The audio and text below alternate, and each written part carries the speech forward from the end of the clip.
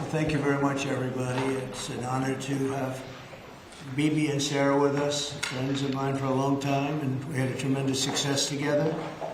And I think it will only go on to be even greater success in the future. So it's really nice to have you at the White House. It's nothing like the White House. And, it's great to have you both and all of your wonderful people. Ron, we've worked together for a long time.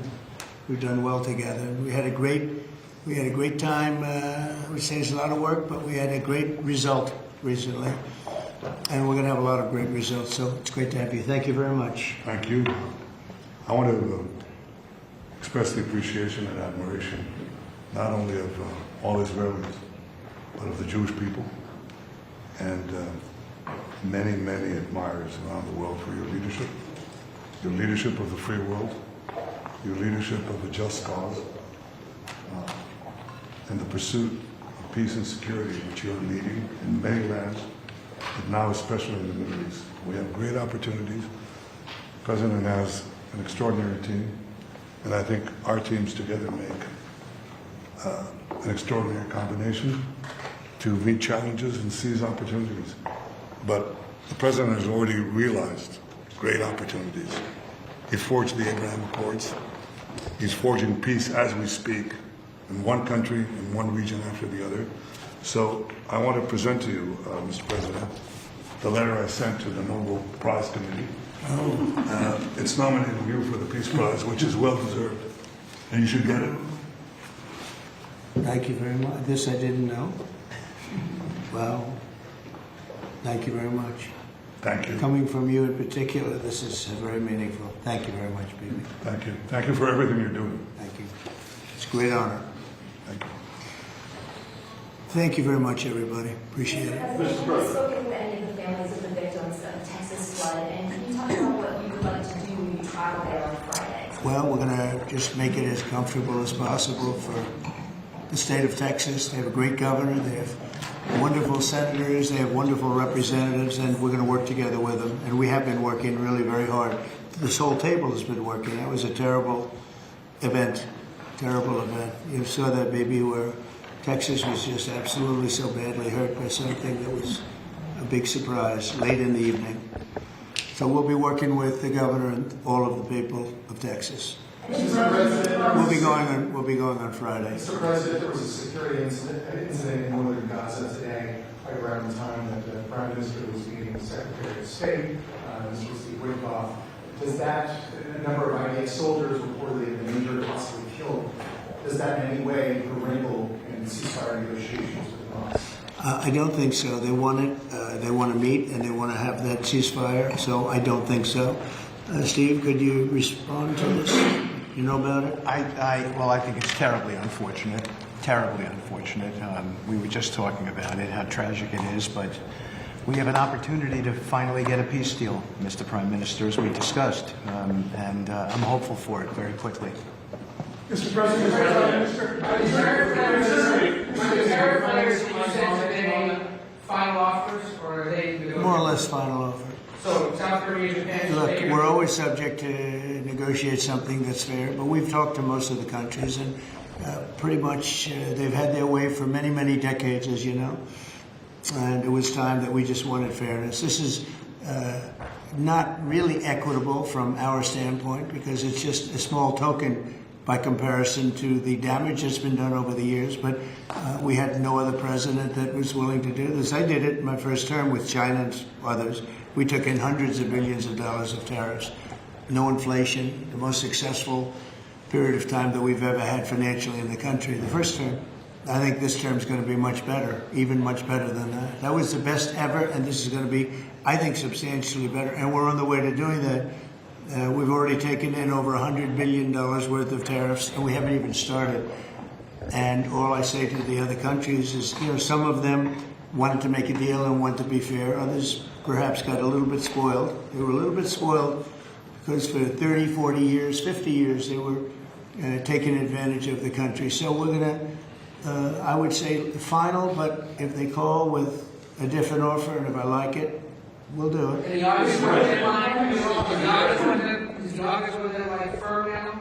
Is that it? I would say firm, and No, I would say firm, but not 100% firm. If they call up and they say, would like to do something a different way, we're going to be open to that. But essentially, that's the way it is right now. Yeah. Mr. President, is your Palestinian relocation plan still on the table? Is there a plan? Has there been any progress in finding countries to accept? Maybe why don't I let you answer that question? Mr. President, regarding... Why he's got to answer that. Oh, I'm sorry. I think President Trump had a brilliant vision. It's called free choice. You know, if people want to stay, they can stay. But if they want to leave, they should be able to leave. It shouldn't be a prison. It should be an open place and give people a free choice. We're working with the United States very closely about finding countries that will seek to realize what they always say, that they want to give the Palestinians a better future. And those who, and I think we're getting close to finding several countries, and I think this will give, again, the freedom to choose. Palestinians should have it, and I hope that we can secure it close by. And we've had great cooperation from surrounding Israel, surrounding countries, great cooperation from every single one of them. So something good will happen. Brian, did you have Yes, something? Mr. President, you've mentioned before you want to go down as your legacy as a peacemaker. Are we in the last chapter of closing out peace amongst this conflict now and all the other ones that we're working on? Well, I hope so. Look, we did a job with India and Pakistan and Serbia, Kosovo, Rwanda, and the Congo, and this was all over the last 3 weeks or so, Marco, right? We did, and others that were ready to fight, and we stopped a lot of fights. I think a very big one, frankly, a very, very big one was India and Pakistan, and we stopped that over trade. We're dealing with India and we're dealing with Pakistan, and we said we're not going to be dealing with you at all if you're going to fight. And they were maybe at a nuclear stage, at both nuclear powers. And I think stopping that was very important. We're trying to help out with a Biden-created monster, this whole thing that's happening with Russia and Ukraine. It's a horrible thing, and I'm not happy with President Putin at all. But this is something that would have never happened if I were president. This is a war that was never going to happen. Go ahead, Ron. I was going to say, how would you address your critics that in the election they said that you would cause the next World War III, when in fact you're solving all the problems? I'm stopping wars. I'm stopping wars. And I hate to see people killed. Like, as an example, Ukraine and Russia. They're not Americans there being killed. They're not Israelis that are being killed. These are all Russians and all Ukrainians. But it's 5,000, maybe 7,000 last week, 7,500 last week, mostly soldiers. But people in towns and cities that are getting hit. But mostly death is mostly soldiers. Now, so they don't come from here, but it's 7,000 last week souls. And if I can stop that, they have parents and they have sisters and brothers and getting married, and who knows, they're just people, but they're souls. And if I can stop a war, because I have an ability to do so, I'm disappointed, frankly, that President Putin hasn't stopped. I'm not happy about it either. Mr. President, on the Iran talks, can you say if you scheduled the next round of Iran talks, and then also on strike? We have scheduled Iran talks, and they want to talk. They took a big drubbing. I think when we hit the 3 sites, really, I would say the 3 sites, not just the one. The one was a big one, and it was deep in granite, and it was obliterated. It turned out the Atomic Energy Commission said it is obliterated. I would just want to take our hats off to those incredible flyers, the people that flew that big machine, and frankly, the mechanics and everybody else. They had zero. They flew for 37 hours with zero problem mechanically. I mean, when you think in carrying the biggest bombs ever, the biggest bombs that we've ever dropped on anybody, when you think non-nuclear, and we want to keep it non-nuclear, by the way. But they did a phenomenal job. It was an amazing job, and I think that was, I was talking to Bibi about it before, that was the very beginning of the end, and ended very quickly after that. I don't want to say what it reminded me of, but if you go back a long time ago, it reminded people of a certain other event, and Harry Truman's picture is now in the lobby, in a nice location in the lobby where it should have been, but that stopped a lot of fighting. And this stopped a lot of fighting. When that happened, it was a whole different ballgame. On future Iran strikes, what can you say, what might make you have a desire to do another strike on Iran? Another what? Another strike on Iran? I hope we're not going to have to do that. I can't imagine wanting to do that. I can't imagine them wanting to do it. They want to meet. They want to meet. They want to work something out. No, they're very different now than they were 2 weeks ago. Is there a date yet for the Iran talks, or a city? Do you know when and where the next round of Iran talks will be? Well, I can tell you. I'd rather not say, but you'll be reading about it tomorrow or seeing it tomorrow. Mr. President, what is the holdup currently in a ceasefire with Hamas? In which? In a ceasefire between Israel and Hamas, what's currently the holdup?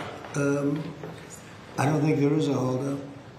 I don't think there's a holdup. I think things are going along very well. We just, left each other, and it was not a pleasant period of a few days. It was a little longer than a few days, but this was not a pleasant period of time.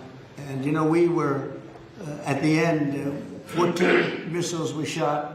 And every single missile was shot out of the air. It was pretty amazing. That was sort of the end. And they told us they were coming and where they were and what time they were coming. And they said, if you'd like to have a different time, we'll do that. And that's respect when they do that. I appreciated that they did that. There was no surprise. We got the soldiers out of the base in Qatar, in this case. But they knew they were coming. 14 missiles were coming. 1 o'clock, they said, would you like to make it later? He said, no, let them come at 1 o'clock. And at 1 o'clock, everybody was, as you know, over 5,000 people left the base. And we had 3 gunners and 3 assistants. And out of the 14 that were shot, all 14 were knocked down. And that was the end. That was about it. And we had a rough time. But sometimes, sometimes you need the rough time in order to get. I think things are going to be really settled down a lot in the Middle East. And they respect us, and they respect Israel. They respect a lot of things that took place. Nobody's ever seen equipment like what we sent over to knock out those sites. But when those sites were knocked out, that was the end. Do you think that there can be a two-state solution that creates an independent? I don't know. I'd ask Bibi that question. You have the greatest man in the world to answer that age-old question, two-state. Go ahead. You give him your honest answer. I think the Palestinians should have all the powers to govern themselves, but none of the powers to threaten us. And that means that certain powers, like overall security, will always remain in our hands. Now, that is a fact. And no one in Israel will agree to anything else because we don't commit suicide. We want life, we cherish life for ourselves, for our neighbors. And I think we can work out a peace between us and the entire Middle East with President Trump's leadership. And by working together, I think we can establish a very, very broad peace that will include all our neighbors. Mr. President, a question on Iran. You asserted that there's complete and total destruction of their nuclear facilities. So what is the basis of the talks going forward? Is it to cap future nuclear activity? Is it ballistic missiles, terror support, economic-based opportunities? It's really a good question because if you remember when it was done, I sort of said, what's the purpose of talking? It's been knocked out completely. But they've requested a meeting, and I'm going to go to a meeting, and if we can put something down on paper, that will be fine. That'll be good. I think they've gained a lot of respect for us. I think they've gained a lot of respect for Israel also. But they would like to meet, and we're going to have a meeting. Steve, when is that meeting going to be? Do you want to say it? Rather, very quickly, in the next week or so. So we'll see what happens. I think it would be nice to memorialize it, put it down, but because of the incredible result of that attack, if you want to call it an attack, I didn't think it was necessary to have it in writing. I think we spoke. I mean, that speaks much louder than writing. But I can also understand why they'd want it. And they've been very nice. They've been very respectful. And it began by them telling us about 14 they had to do. You know what 14 represents, right? Do you know what 14 represents? Right? You know that, right? The number of bombs dropped. So it was, representative. We got them all. Yeah, please, behind you, please. No, you. Oh, me? So this is a question to the Prime Minister. The likely next mayor of New York City, Zoran Maldon, a Democratic socialist, the vocal critic of Israel and of yourself, and has said he would arrest you if you came to New York City if he was mayor. Is that something you take seriously, or are you concerned about that? Do you have a response to that? No, I'm not concerned about that. I'll get him out. Look, there's enough craziness in the world, but I guess it never ends. I mean, you have this is folly, and it's it's silly in many ways because it's just not serious. But what is serious is the question I was asked before. After October 7th, people said the Palestinians had a state, Hamas state in Gaza, and look what they did with it. They didn't build it up; they built down into bunkers, into terror tunnels. After which they massacred our people, raped our women, beheaded our men, invaded our cities and our towns and our kibbutzim, and did horrendous massacres, the kind of which we didn't see since World War II and the Nazis, the Holocaust. So people aren't likely to say, let's just give them another state, it'll be a platform to destroying Israel. We'll work out a peace with our Palestinian neighbors, those who don't want to destroy us, and we'll work out a peace in which our security, the sovereign power of security, always remains in our hands. Now people will say it's not a complete state, it's not a state, it's not that. We don't care. We've vowed never again. Never again is now. It's not going to happen again. So we'll see you in New York next year? Oh, well, look, I'm going to come there with President Trump, and we'll see how do you know who the mayor will be? I don't know that. Do you know that? He's going to be very fine, and who knows, we don't know who the mayor's going to be yet. But this is a communist. He's not a socialist, he's a communist. And he said some really bad things about Jewish people, and he said some really bad things about a lot of people. And I think he's going through a little bit of a honeymoon right now, but he might make it. But it all comes through the White House. He needs the money through the White House. He needs a lot. He's going to behave. He'll behave. He better behave, otherwise he's going to have big problems. But it's a philosophy that this country is not ready for, and it never will be. By the way, we have a man with us who thought this was going to be a very glamorous, easy job. He's the ambassador to Israel, Mike Huckabee, former governor, former everything. I'd say he's a former everything, and respected and loved by everybody. And he loves Israel. He loves the state of Israel, and nobody loves it much more. And he's not Jewish, and he loves Israel. And he wanted to be there. I said, Mike, it could be dangerous. No. Well, at least I was right about that. He was in every bunker you can be in. He was running around from bunker to bunker, but he's still with us, fortunately, and he's done a great job. Would you say a few words, Mike? Just want to say what an honor it is to serve you, Mr. President, and to see a historic horizon that we're looking at in the Middle East. And when the President made his trip to the Middle East, and then he really reached out to the new Syrian government, knowing they needed a partner, and knowing that they could pick the wrong partner. And what the President did, which took us all off guard, but the strategic move in that has set up something that is absolutely historic. And Mr. President, I don't even think you fully comprehend the impact that you're having on the region in a way that is so remarkable. And it was your leadership, your foresight, you did that. When the B-2s went in, the celebration, the sense of partnership that you gave with the Israeli people was so dramatic. But the message was bigger than to Israel. It was a message to the world. America's friends can trust us, but America's foes had better fear us. And that is a message that the President sent to everyone on the planet.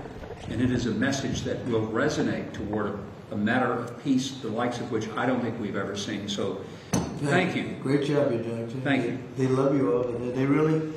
They respect him and they love him. It's very, very interesting. We had the pilots here yesterday, as you know, and they were incredible. And we also had the mechanics. We had a lot of people here that had to do, I think about 170 people that had to do with that incredible journey. a journey that could have been horrible. You remember what happened with Jimmy Carter, with the helicopters and all of the problems, and ultimately hostages.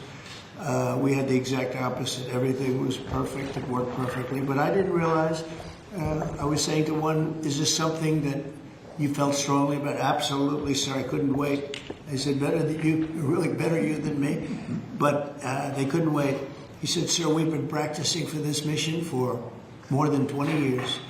From just after 2000, they've been thinking and practicing to go into that area. I guess you probably know that better than anybody, Pete. They've been looking at going in, but they never had a president that would allow them to do it. And perhaps right, perhaps wrong. I don't know if that's true or not, but I didn't realize they were preparing for that journey from just a little bit after 2000, the year 2000. And I was pretty amazed by that. They knew it. They knew every inch of it. And they came back and they said, we got it better than we ever did in practice. But they've been practicing for more than 20 years. Can you imagine? Yeah. On Ukraine, Mr. President, are you planning to send more weapons to Ukraine? We're going to send some more weapons. We have to. They have to be able to defend themselves. They're getting hit very hard now. They're getting hit very hard. We're going to have to send more weapons. Yeah, defensive weapons, primarily, but they're getting hit very, very hard. So many people are dying in that mess. Mr. President, if the one big beautiful bill now signed into law by you, what would you like congressional Republicans to turn against? All they have to do now is talk about how good it is. The biggest tax cuts ever. No tax on tips, no tax on Social Security, think of it, no tax on overtime. From a business standpoint, the jobs are coming in like we've never seen them before. As soon as that was signed, there were 9 factories that announced that they were building the 1-year deductibility, things that from a business standpoint you'd understand. The jobs that are being created. And one of the things that is, and this is also that, but it's also because of the tariffs, a tremendous success. We're taking in hundreds of billions of dollars in tariffs. One of the things that is so exciting is the number of companies and car companies where they're building plants. AI is the big thing. We have over $15 trillion announced already, and it's been, really, I would say it's been during the last 3 months, but we're here for a short period of time, and some administrations never had anywhere near that number for a whole term, probably for a whole 2 terms. But we're up to over $15 trillion coming into our country. There's never been anything like it anywhere in the world. There's never been an investment like that anywhere in the world. Look, I told this story, and I just told it to Bibi backstage. I was talking to him, and I said, the King of Saudi Arabia, smart guy. And also we went to Qatar, and we went to UAE. Really 3 strong leaders, smart guys. They all told me the same thing, and then that was reiterated at NATO just recently when we got back, where they agreed to spend $1 trillion a year, by the way, which is about 3 times what they were spending. But they all said the same thing. We thought your country was dead. Horrible term, right? We thought the United States of America was dead. And now you're presiding over the hottest country anywhere in the world. We're the hottest country in the world. I think Bibi would admit it, even hotter than Israel. Though Israel was pretty hot about a week ago, I can tell you, for the wrong reasons. But we are the hottest country in the world right now, and it happened faster than anybody thought possible. But we have over $15 trillion, and that means jobs, and that means building, and that means things like we've never seen before. So all we can do is keep working hard. There'll be always surprises. Some of the surprises are going to be bad surprises. In your view, is the war between Israel and Iran over, or do those talks need to happen before you can? Well, I would say that the best man to answer that is the Prime Minister. But I will tell you that, in my view, I hope it's over. Yeah, I think Iran wants to meet. I think they want to make peace, and I'm all for it. Now, if that's not the case, we are ready, willing, and able. But I don't think we're going to have to be. But I think Bibi would answer that question very well. I think the partnership between Israel and the United States, the partnership between President Trump and me, produced a historic victory. It's an incredible victory, actually. It brought the greatest capabilities of the United States that are matched with the great capabilities of Israel and the army of Israel, pilots of Israel, soldiers of Israel, and the Mossad.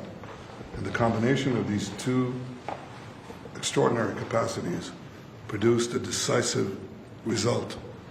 It set back the two tumors that were threatening the life of Israel, the nuclear tumor and the ballistic missile tumor, because they were planning to build 20,000 of these things and launch it on a country the size of New Jersey. And no country could withstand that. So what do you do when you have two things that are going to kill you? You have to remove them. With our combined effort, we did. But when you remove a tumor, doesn't mean that it can't come back. You have to constantly monitor the situation to make sure that there's no attempt to bring it back. So we've had a great achievement, and I think part of the effort of consolidating this and ensuring that we don't have to repeat this is to monitor this carefully. Of course, the President and I are talking about it, our teams are talking about it, but there's no question this is a historic victory, and I think, as was said here today, this has already changed the face of the Middle East. But it's not over yet. But I think that there is an opportunity here to create a historic expansion of the Abraham Accords, which were themselves an act of history, that deserve a Nobel Prize for the President. But I think the opportunities are much bigger, and I hope, I'd like to believe, that Iran would not test our fortitude, because it would be a mistake. It's better to go a different way. Do you believe the regime change is still necessary here? I think it's up to the people of Iran.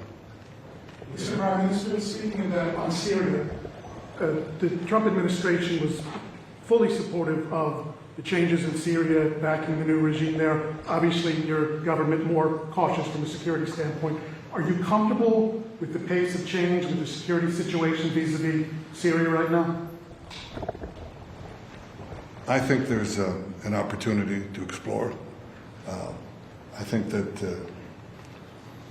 everyone understands that the situation has changed. Before that, Iran was essentially running Syria, okay, directly through Hezbollah. Hezbollah has been brought to its knees. Iran is out of the picture. So I think this presents opportunities for stability, for security, and eventually for peace. And I think that's been opened up also by the fact that the president has opened up a channel. So they have something. There's a lot to lose by going back to conflict. And there's a lot to gain by moving towards peace. And I think that opportunity has been opened by the president and by the changed security situation which we brought about with the collapse of the Assad regime. Are there direct talks with the Assad government? Now, let's suppose there were. Would I answer yes? No. Right? That's my duty to ask. Well, it's your duty to ask. It's my duty to ask you back. So. You know, at the request of a lot of countries in the surrounding area of the Middle East, including Bibi, we took the sanctions off Syria, and I met the new leader. I was very impressed by him. Somebody said, well, he comes from a very tough background. I said, well, you know, I'm not that surprised. It's a tough part of the world. But I was very impressed by him. But we took the sanctions off because we want to give them a chance. They would never have had a chance without the sanctions. And one of the things we have with Iran is, you know, we have they call biting, they are very biting sanctions. And I would love to be able to, at the right time, take those sanctions off, give them a chance at rebuilding, because I'd like to see Iran build itself back up in a peaceful manner and not going around saying death to America, death to the USA, death to Israel, as they were doing. You know, they were the bully of the Middle East, and now they're not the bully anymore. But they were saying terrible things, and I would like to see them. They have such potential. You know, they have the oil power, and they have great people, smart people, energetic people, amazing. And I know so many Iranians from New York. I have a lot of friends, and they're great people. So it's a shame when you see a thing like this happen. But I think that taking the sanctions off of Syria is going to give Syria a great shot at making it. Mr. President, I'd like to follow up with a congressional question. Are there any executive orders that you'd like to see Congress focus on when they come back in session? Do you have any that you prioritize to go first? Well, we've done a lot of them in the last, as you know, and I always say the great, big, beautiful bill. I add the word great. But it was the largest bill of its kind ever passed. We were talking about it before. It was beauty. But, you know, a lot of the things that we did, executive orders, have been codified in the legislation that we just had passed. And we're going to be sending it a lot more over the next period of about 2 months separately. But a lot of it was part of that beautiful big bill. President, on tariffs, what happened to 90 trade deals in 90 days? We've spoken to everybody. We know it's all done. Well, I told you, we'll make some deals, but for the most part, we're going to send a letter. We're going to say, welcome to the United States. If you'd like to participate in the greatest, most successful country ever. I mean, we're doing better than ever. I don't think, and you're going to see these numbers soon. We've never had numbers like this. We've never had investment like this. We have more than 90. We're going to have much more than 90, but most of those are going to be sent a letter. This is exactly what I said. Now, we've made a deal with United Kingdom. We've made a deal with China. We've made a deal. We're close to making a deal with India. Others we met with, and we don't think we're going to be able to make a deal, so we just send them a letter. If you want to play ball, you have to. This is what you have to pay. So as far as I'm concerned, we're done. We're sending out letters to various countries telling them how much tariffs they have to pay. Some will maybe adjust a little bit depending if they have a cause. We're not going to be unfair about it. And actually, it's a small fraction compared to what we should be getting. We could be asking for much more, but for the sake of relationships that we've had with a lot of really good countries, we're doing the way I do it. But we could be getting a lot more. We could ask for a lot more than what we're asking for. What you say we're done, because you're sending the letters, to follow what Ed asked earlier, you're counting these as deals by saying, here's the tariff rate, we're going to charge. I'm saying, here it is, congratulations, welcome to the United States. I hope you make a lot of money, and you're going to pay us money. They were ripping us. They were charging us tariffs at levels that nobody's ever seen before. We have some countries that are charging 200% tariffs and making it impossible to do business. And what the tariffs are doing is they're driving people in and companies into the United States. That's why we're building all of the work that you see happening in this country right now, and it's at a record level. All the factories, all of the AI institutions that are being built, it's largely because, I think it's because of November 5th, a good election, and I think it's because of the tariffs. Thank you all very much. Thank you. Thank you. I don't know, but it looks good to me.